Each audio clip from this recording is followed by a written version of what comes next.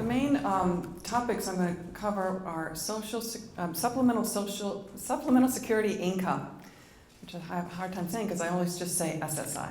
SSI is a payment program for low-income people and disabled people who can't make money themselves. So it's actual money coming to you if you're disabled monthly, and the amount depends on if you're a family or single, and I'll have a slide that explains the amount. It's one of the principal means that our people support themselves. It's very important. The other reason it's so important is if you qualify for SSI things, okay, here we go. That's it. It's my first slide. If you qualify for SSI, let's see if I can get this laser, see? This is SSI. You automatically qualify for Mass Health. Beautiful. So then you don't have to do the whole Mass Health application. So that's a very handy thing. And what we try to advise our clients is to go ahead and apply for SSI when you're 18. Why 18? Before 18, your parents' income counts as your income. So some people might get it before 18, most don't. So when you turn 18, you're considered emancipated by Massachusetts, and you are poor unless you somehow save money. So another good reason to apply when you're 18 is you don't have any work history. So you're more likely to get it. Now, if you do have money when you're 18, you need to spend it down. So find a way to spend it. ABLE Act now. ABLE Act is not yet in effect, but it will be by the end of the year. It's a 529 college savings plan for our kids. It's not for college, for other reasons, but it's tax-free, and you can put it into an ABLE Act, and it will not be counted by Social Security. I'm going to get back to that later. But the point I'm making is that in order to get SSI, and let's talk about SSI. Okay, it's an income support program. It gives you money, cash. Here's the amount it gives you. If you're living alone, $847 a month. If you're living with your parents, $576 a month. Everybody always wants to know, how much money is it? Well, that's how much money it is, tax-free. Needs-based, you cannot have, well, let's see my next slide. Okay, let's start with how do you get SSI, medically speaking. You have to be disabled, okay? You have to prove you're disabled. So with my clients who have autism, I don't have to go into this very much, right? But with you guys, this is a little bit more difficult. The question is, can they be substantially employed? This doesn't mean they can't work at all, but can they really make a living enough to support themselves? Okay, so how do you show you're disabled? You have borderline or whatever. Either you can meet a listing, or if you don't meet the listing, you can show that otherwise you're unable to work, a little harder. But the first thing is if you can meet a listing. There is no specific listing for borderline personality disorder in the Blue Book, but there is a listing for mental disorder, and that's what you would fall under. So in order to meet the listing, I have it in the slides, there's some definite, specific criteria. The presence of deeply ingrained inability to adapt, characterized by, and there's these things that are an or, not an and. You don't have to prove all of these things. The desire to be secluded, inappropriate suspiciousness or hostility, odd thoughts, perceptions, speech, and behavior, persistent mood disturbances, or intense and unstable relationships with impulsive and damaging behaviors. Okay, then you have to show that you have one of those, and it restricts your activities of daily living, that disrupts your ability to function, difficulty with social functioning to the point where it disrupts your ability to interact with others, difficulties with concentration that affect your ability to complete tasks, or repeated episodes of decompensation. So again, we're really trying to prove we can't work, and for what, So this is the medical evidence. I'm not going to go through it, but it's an involved process. SSI is a big deal. You're going to have to spend some time on this. And yes, decompensation, well. I don't know what that word means. Yeah, falling apart. Okay. You just can't work. You just fall, somebody asks you something and you just lose it. Okay, medical evidence involved. You have to have doctor's evidence. You can't just go in there and say you can't work. Now, let's say you don't meet a listing, then you have to show you're unable to work, and they have this thing Social Security calls a mental residual functioning capacity assessment. So they assess you. And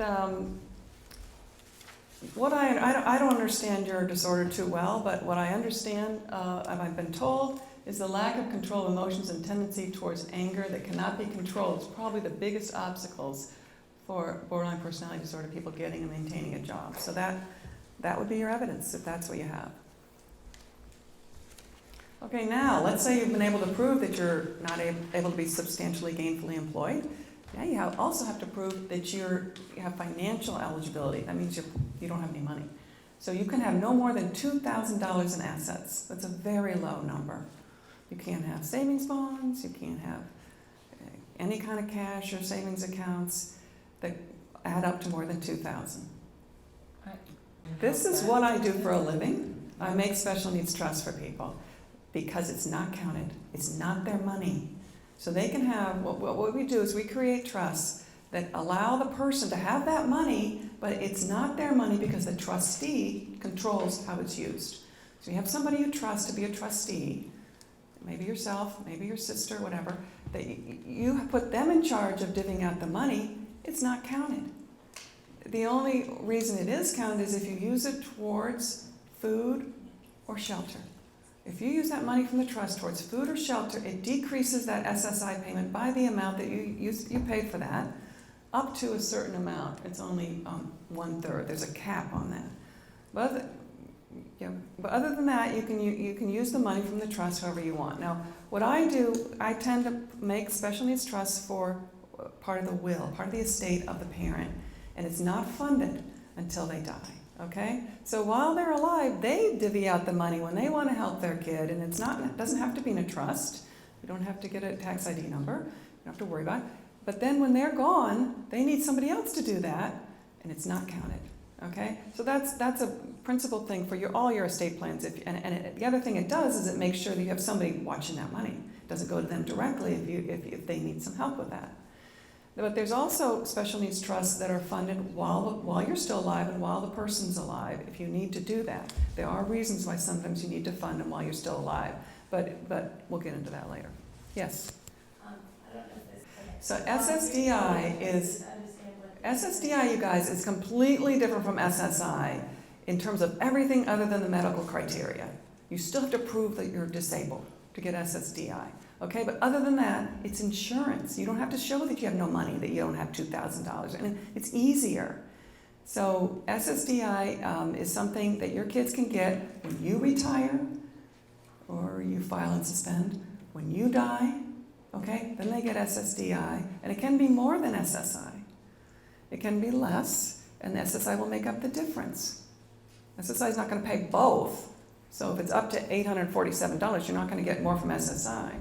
Because both of them are Social Security. That's the other thing they have in common. They're both Social Security Administration. They both have the same medical criteria. But other than that, they're very different. They depend on how much you and your husband paid in to the system. And in time, some of our kids actually are themselves pay in the system and can collect SSDI themselves, which is handy for other reasons other than the money that I'll get into. Okay? So, let me talk about the offsets. I got into that briefly. When I said, that's the second one, when I said in-kind food or shelter is an offset. The other offset is if you work. Now, a lot of your kids probably, or you work, right, a little bit. You have to report that monthly, and it decreases your SSI payment, because SSI is supposed to be to make sure you can stay alive and have food and shelter, right? And if you have work, you don't need it as much. But here's the thing, they want you to work. They know it's better for your kids to work. So they make it so it's not a dollar for dollar decrease. It is, in fact, first of all, the first $20 in cash they get from any source isn't counted. So you can go ahead and give your kids a $20, not counted. If you work, the next $65 are not counted. No decrease in your SSI payment that month. After that, 50%, okay? So if you make $1,000, let's say you make $1,085 that month. Take off the first 20, take off the next 65, now you're down to 1,000, 50% of that is decreased. You're going to 50% less, or $500 less in your SSI payment that month. So it decreases your SSI for that month. Just that month, yeah. Now, watch out with a $2,000 asset limit. They're not kidding about that. The second you're over, it stops. So you need to make sure that that money's spent, put into a special needs account, put into an ABLE account once we have them available, which I think will be end of the year or next year. Let me just explain what an ABLE account is. It's like a college savings, just enacted in Congress in December. You're able to use it and not count against SSI. Only $14,000 per year can be put into an ABLE account, okay? So it's not going to be working for everything you need. It's not. You're still going to need a special needs trust for a lot of things, but it will help with these spend down issues, and it's tax-free. Okay, forget that. Okay, Mass Health, like I said, automatic if you get SSI. It's a really good, and you're going to hear a lot more about this from Laura, who's our insurance expert. The one thing I want to mention about Mass Health that's interesting is there's no asset limitation for the kind of Mass Health we want, which is Mass Health Standard. You don't have to worry about that $2,000. You do have an income limitation.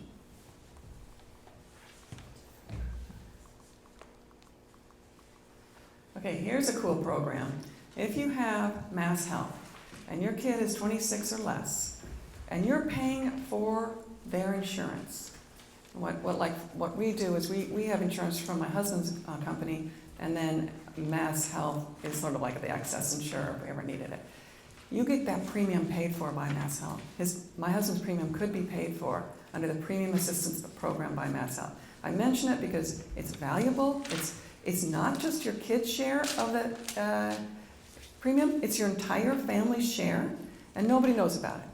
So, cool program out there. Okay, now we're going to get to SSDI, which is what we just mentioned. And I think I already said, it's also run by Social Security. It can be more money, and it's an insurance program. It's based on what you paid in.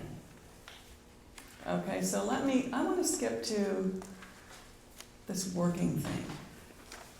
What is an interesting thing is if your kid or you can work when you're young. Look at this.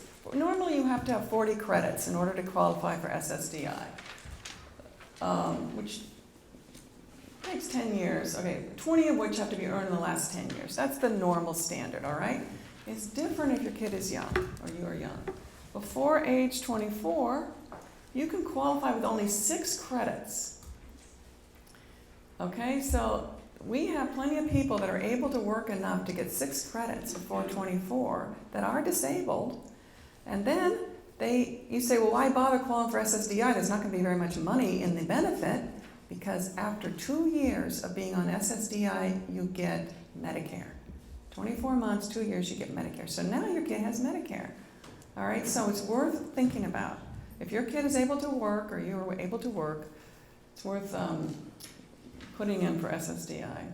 Otherwise, most of us, such as myself, we're going to use our own, right? When we retire or die, my son will be able to get SSDI.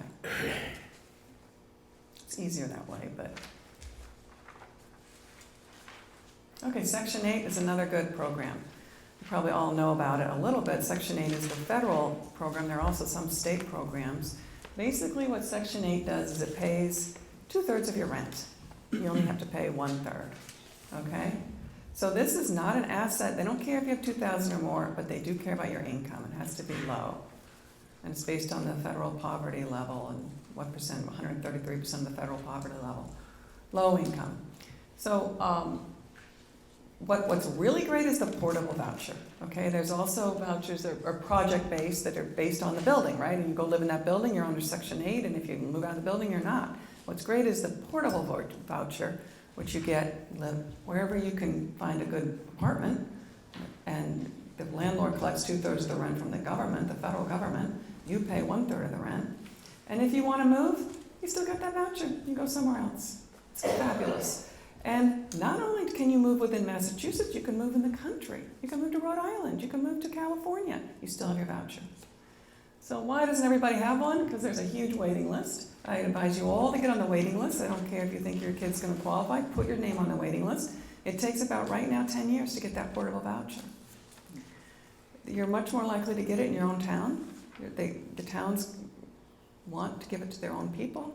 So, but you want to put it on the mass. Here's the list that covers all there's like 4 or 5 different lists. You want to put it on the clearinghouse list that covers them all, so that in case somebody else comes up and gives you the voucher. Food stamps is another good program. It's both asset-based and income-based. You have to have very little money to get food stamps. My plan is if my son gets into a group home, we'll be able to use the food stamps to help with that cost. There's also energy utility assistance programs out there. Okay, so now I'm going to talk about, now you understand why you might need a supplemental needs trust in your will, because of that $2,000 asset limit. So let's talk about what those can do for you. There are actually, I was going to say there are these types of, the regular third-party supplemental needs trust is the one I was talking about, that it's paid for, the money comes from somebody other than you. So it's generally your parents, your grandparents, or somebody. So there's no payback provision for mass health in a regular third-party special needs trust. There are other types of special needs trusts if your kid or you, disabled, have money yourself. Often, like if it's a litigation, so there's a settlement, or somebody accidentally lets you inherit, or you make money. If it's your money and you want to shelter it from the $2,000 asset limitation for SSI, you need to put it into what we call a D4A trust. And the reason we call that's a statute that allows this not to be counted. And there's the quid pro quo of that is that any money left in that trust goes to pay back Mass Health for anything you spent, okay? So that does not apply to your regular third party, in other words, someone else's money's trust. They don't have to pay it back. That can go to your other siblings or whatever. But for a D4A, when it's your own money, why would the government allow you not to count that? It's your own money. You should be counting that. Well, you put it into a trust, and you're going to pay back Mass Health when you die. If there's any money left, you can let other people inherit it, like your siblings or your whatever. But first is Mass Health. If you don't have that provision, it doesn't work, and money's going to be counted. So it's important to put that provision in as your own money. Okay, there are very specific ways you have to create that D4A trust, which again is your own money. It's a funding provision. You can't create it yourself. It has to be created by a parent, grandparent, guardian, or court. So we actually have a bill in Congress now to try to change that because we think that's kind of crazy. Why can't a disabled person create it themselves? Honestly, I think it might be like a drafting error. It doesn't make any sense. But while that's happening, we are creating D4A trusts for all our clients and putting $10 in and just having it in case they ever need one and there's nobody there to create it because it's hard for the court to create it. So we just do that. Hopefully soon enough we won't have to do that anymore. And as I mentioned, there's this payback provision, which is again, the death event, the trustee has to reimburse the Mass Health for anything paid by any state. Also, there are pool trusts. I don't know if you've heard about these. This is run by nonprofits. The Jewish Children and Family Services has one. The Berkshire Arc has one. Also, we use the state plan of Massachusetts and Rhode Island. So those are the 3 plans we tend to use. They are just like a D4A. They're your own money.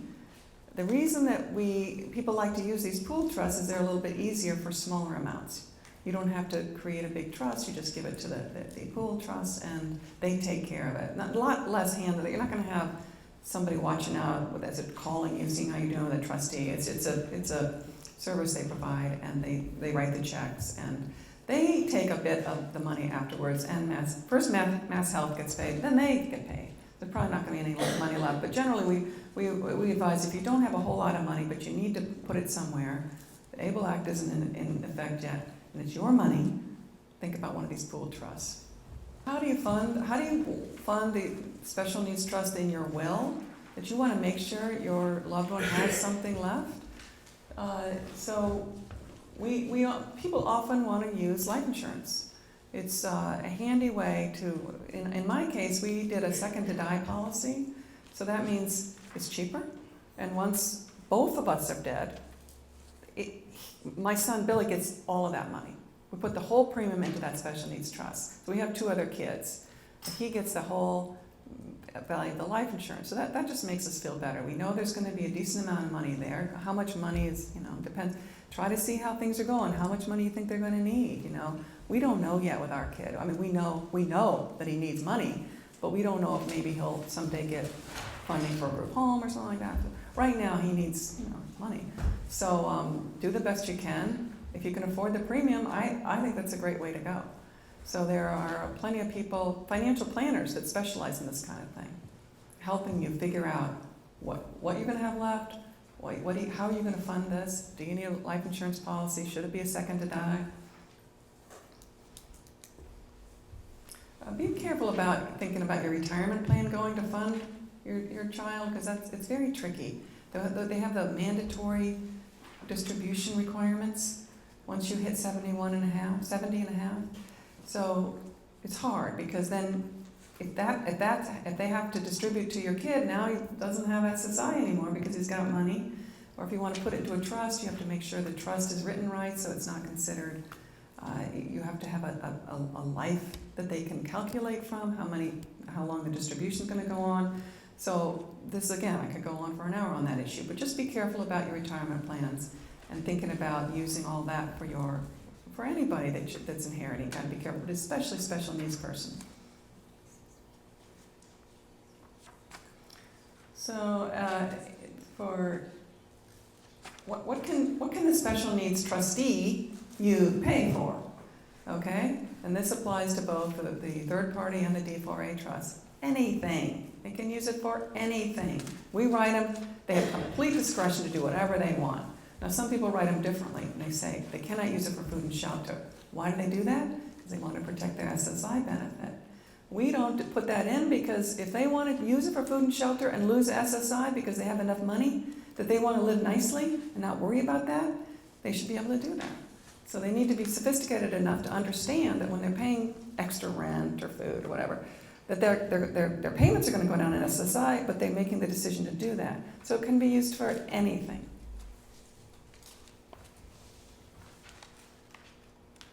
Just don't give them any cash. Don't give them more than $20. Don't give them a debit card. Pay their vendors. Pay their rent. Not their rent, unless you want to. But pay their Netflix bill. Don't give it to them to pay. They cannot have cash, or it's counted against them. Oh, and I want to make this point. There's a cap on how much your SSI payment will decrease if you pay for food or shelter. 1/3 of the payment, which is $260. So I could pay my son $2,000 a month for a beautiful penthouse, let's say $10,000 a month. His SSI would only decrease by $260 a month. This is why a trustee might choose to go ahead and pay some rent, because they're just taking that hit in the SSI, but it's not going to completely go away.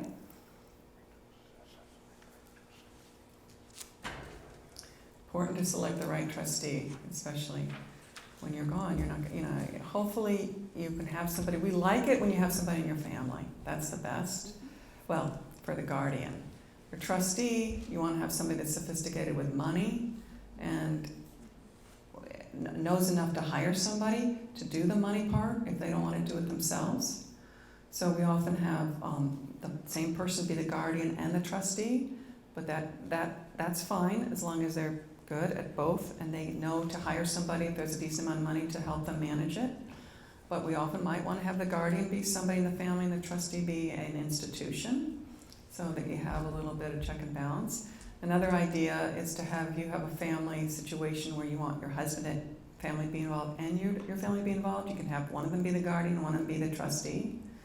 You just have to make sure you trust them and that their values are your values the best you can. And look, this is a big issue for a lot of people. They don't have somebody that they really feel that way about. So we do have some professional guardians we can recommend. Corporate guardianship program in Lexington, I think, is very good. So, talk to us and we'll come up with some ideas for you. But it's important. It's probably one of the most important things you're going to do, right? Okay, so as a trustee, these are traps for the unwary. Don't give them more than $20 in cash. Don't commingle their funds with yours. You have to make sure you don't have any savings bonds. Keep records of what you're doing. For SSI, you have to keep them informed. If you have a job, like I said, you have to report monthly if you have a job on your income. There's an app to do that within the first 6 days of the month. But if you change your jobs, you have to tell them. If you move, you have to tell them. There's things you have to tell them or you lose your benefits, so just be on it. Okay, now we're on to the ABLE account. So the ABLE Act was passed here in Massachusetts in July of last year.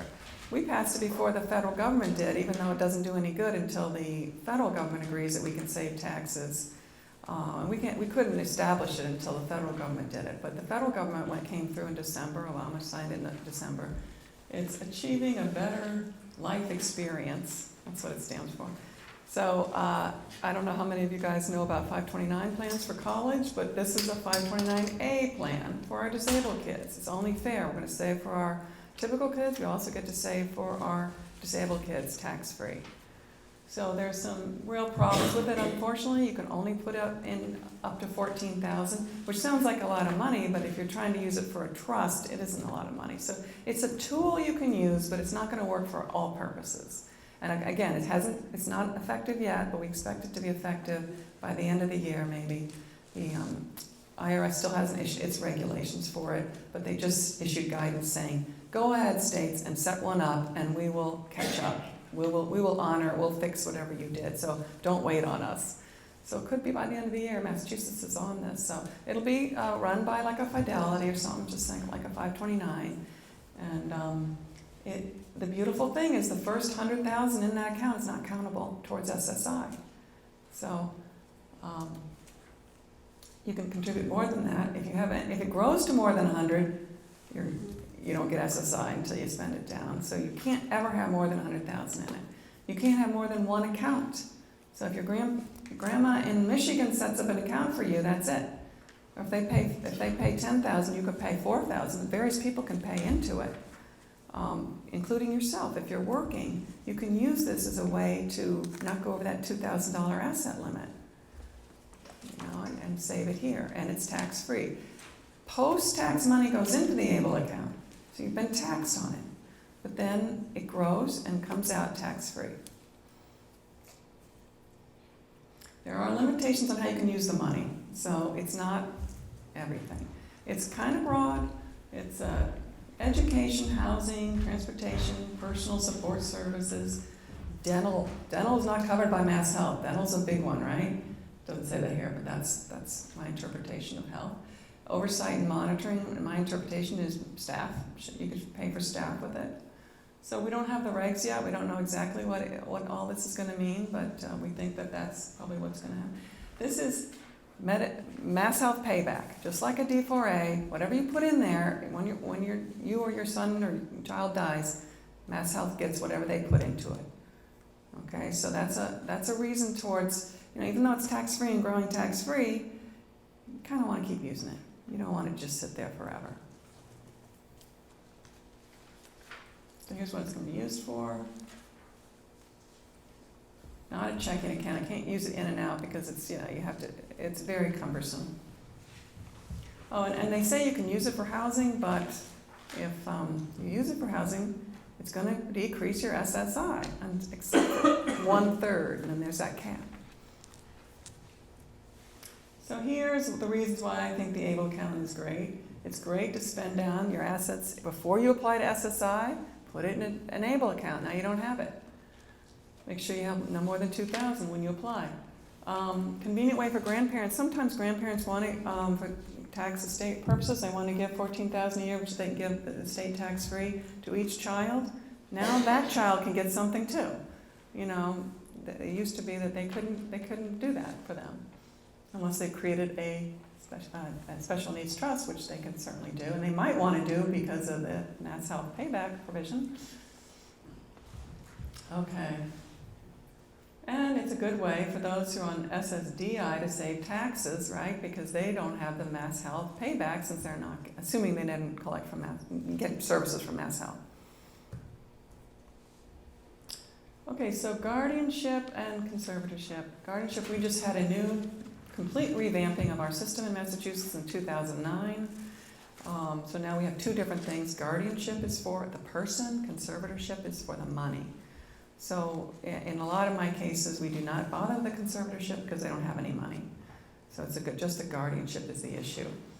And when they the person turns 18, if they are not competent, they don't have capacity, they need to get a guardian, and you have to go to court to do that.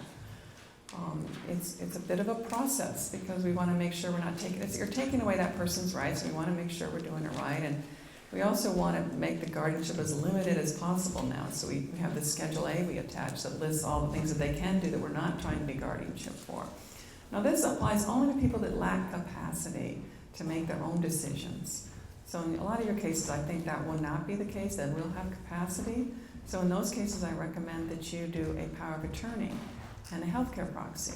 It's it accomplishes a lot of the same things. It lets them keep making their own decisions about their lives and where they live, where they go to school, and all those kind of things. But yet, it gives you the power to help with them with their assets, power of attorney, and with their health with a healthcare proxy. So that might be a better way. I recommend that every single person in this room have one, because if you become incapacitated mentally and you don't have one, then it's a big deal for your spouse or whoever to go to court and get the guardianship. It's a pain. Whereas you just sign this piece of paper, done. So I think everybody should have one, but that's another way to convince your loved one, you need to do this, we're all doing it. So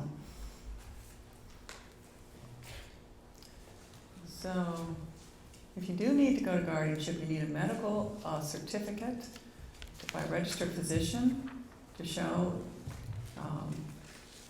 they need to have the guardianship. Has to be, the petition now asks for reasons that the guardianship should not be limited.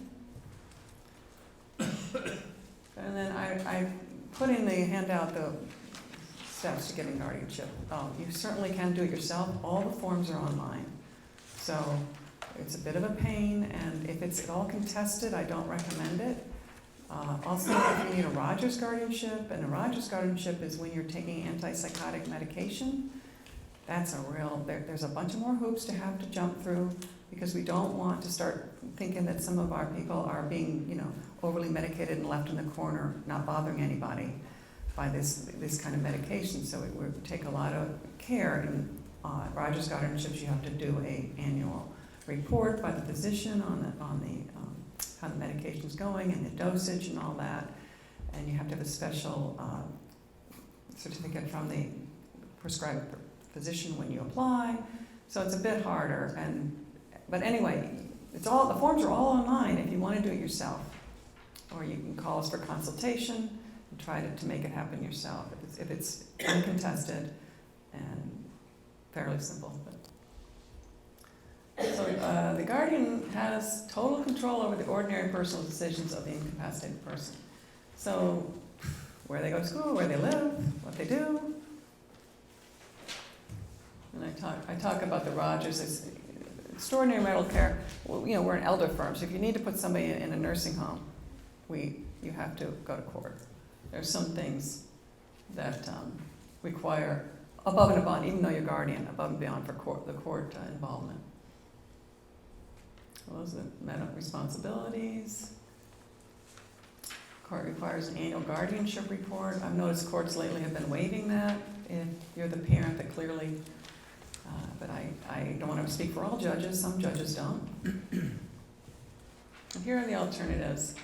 Variable power of attorney, representative payee, that's for your Social Security income. If you want to be in charge of Social Security income, you can file to be a representative payee.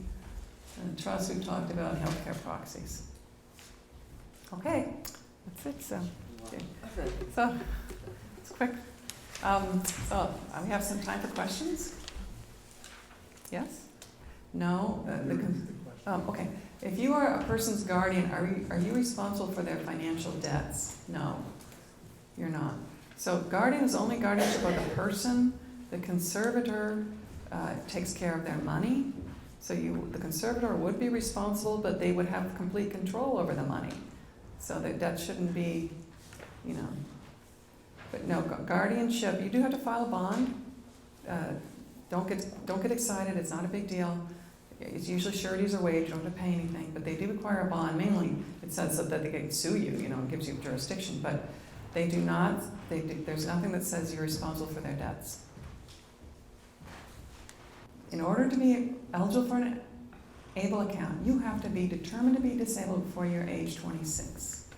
So that's, in our view, well, okay, the Congress, we wanted this ABLE account to be up to 100,000 or more, and not the 14,000 limitation, and apply to everybody, not just age 26. And Congress has this new thing where they have to pay for everything as they go. They determined the ABLE Act would cost our government $19 billion. They just added those two limitations. It can only be 14,000 a year total, and you have to be disabled by the time you're 26, and it came down to $2 billion. So that's what happened. It's unfortunate. So how do you determine if somebody's disabled before they're 26? The regs, yeah, go ahead. Okay, the question is, there's a fast track to get SSI or SSDI? Yeah. I do not know about that. What I do know is that when you apply and this is really when you turn 18. If you apply when you turn 18 and a half, but you were eligible by 18, they give you back payment. So that's not a fast track, but it's a back payment. Okay, but if you're in dire straits and need the money immediately, I don't know about that. Okay, good question. So the question is, if you already have a special needs non-payback trust, and by that we mean a third-party trust created by the parent or somebody other than a disabled person, is there any reason to do an ABLE Act? Okay, so the reasons to do an ABLE Act, I don't know if you care about the tax savings, because it's not going to be that significant, and you're going to have the Medicaid payback. In my view, it's up to you. It's another thing, it's another account to have. If your kid is, one reason you might think about it is the child can control it. You don't have a trustee that controls it. So it gives them a way to have their own money. Okay, they can decide what to do to spend it. So if you're in a position where your person is sort of getting used to money and wants to learn, maybe an ABLE Act, because they can control it. But other than that, is it worth it for the tax savings? I don't think so, because of the mass health payback provision. But it's up to you. You might think it is for, it's another tool. My husband kind of wants to do one. I'm like, oh, whatever. So I don't know. For convenience for me, no, because I'd rather just keep my money, right? And give it to my kid as he needs it for myself. But if you want to train your child to use their own money and not get over that $2,000 limit, it's a good way to do it. And the main reason would be the tax savings and the increased the earnings. In this environment, you're not going to get much tax savings because we're not having, the interest rates are so low. But it'll be something. So I tell you, a lot of people are asking that question. They're like, they come to these seminars just on the ABLE Act to hear all about it, and they go away in a huff, like, this isn't really going to help me, because they expected more, unfortunately. But it is a tool in certain circumstances. Okay, so representative pay is one thing and one thing only. You take their SSI benefit. That's all it is. The SSI, you don't have to go to court. SSI, you have to go to SSI with your documentation that you are the appropriate person to be the payee. And you take care of their SSI benefit. Then you have to file a report every year, by the way, on how you spent the money. Only because they want to make sure you spend it on that person and not on you, okay? They don't care if they're not picky about how you spend the money as long as it's on that person. So conservatorship is every bit of their money. So you need a conservatorship if the person has money, okay? So it's not likely to be somebody that has SSI. And somebody that has SSI doesn't have more than 2,000 in assets, normally doesn't need a conservatorship. Pool trust is not tax-free at all. It's asking about pool trust. Pool trust is something where you put money in, it's your own money, it's not the parent's money, and you want to keep it away from SSI, so you make that 2,000 asset limit, and somebody else takes care of managing it. You don't have to worry about investing it and how you're investing it, and someone else takes care of paying it out. They have forms, and you fill out a form, you want something to be paid, and they'll pay it for you, but it's not tax-free. Yeah, they want a certain chunk before they'll open it for you, but it's not too big. I was thinking Berkshire Arc is like $2,500. And then would have to talk to them about how often they're willing to accept regular payments into it. Yes. I don't know that you're going to need a conservatorship if you have a special needs trust with a trustee that will take care of that. I don't think you have to go through the problem of getting a conservatorship. So your real question is, do you want the trustee to be the same person as the representative payee? My answer is yes. But you don't have to do anything now. Tell your trustee, hey, when this all happens, apply to SS, the Social Security Administration, to be the representative payee when I'm gone. Yes. Please cross out the mass resources. I'm sorry that I didn't get to that before I sent this. They stopped their website March 1, which was a really great website, right? They're done. They probably didn't get the funding, I don't know. You try to go there, you'll not get anything. Massresources.org is a great website, a great help for us.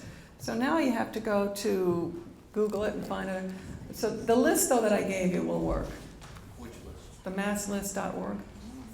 If one is to create a special needs trust, do they need to have a formal designation of disabled? No. We tell our clients, we don't care if they're fine. If you have any thoughts about it, go ahead and set this up. It will not hurt them. It will only help them. The trustee has complete discretion on what to do. So your kid grows up to be a fabulous provider, kids, everything. He's got a special needs trust. The trustee will just give him the money. He can do whatever he wants. It doesn't hurt to have it. But if he does need it, the trustee will see that he needs it and will be able to operate accordingly. So Okay, what's please, the advantage if you to have that? a trust set up already and it wasn't a special needs trust, please review the trust document and make sure it is very clear that the person, the beneficiary, is not entitled to any money at any time, 25, 30, any time. It's completely up to the trustee. Then it will pass. That's all you really needed to say. We often put in, this is to supplement but not supplant government benefits, to make it really clear, which is better. But if you want to come to me, I'll fix it and make it better. But it will work if it's 100% up to the discretion at all times of the trustee whether they get paid or not. Then it's not considered your daughter's money. It's considered, All right. Okay. Is there any chance you can get Section 8 voucher back if you lost it? What I've been told is no, you have to start all over 10 years. So what I would do is look at Mass Rehab and other sources to get her situated in the meantime, because I don't think you're going to get that back. I don't think you can go to the front of the line once you've lost it.